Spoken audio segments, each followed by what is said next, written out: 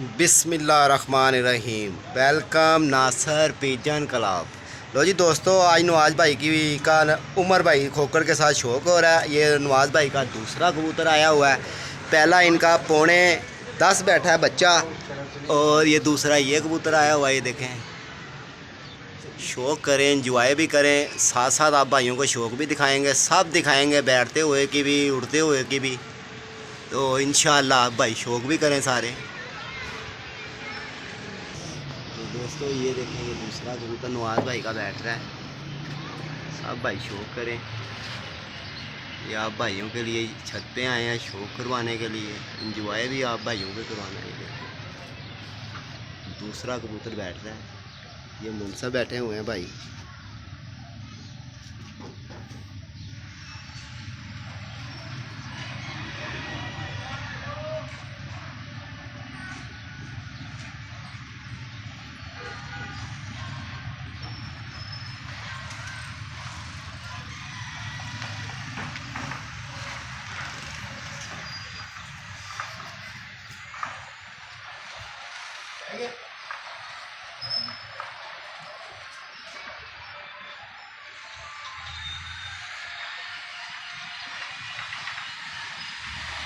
माशाल्लाह, खाइन time note करना ज़रा।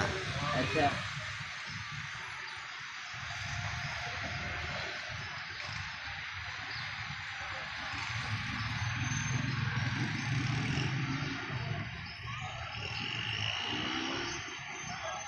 हाँ जी, हाँ जी।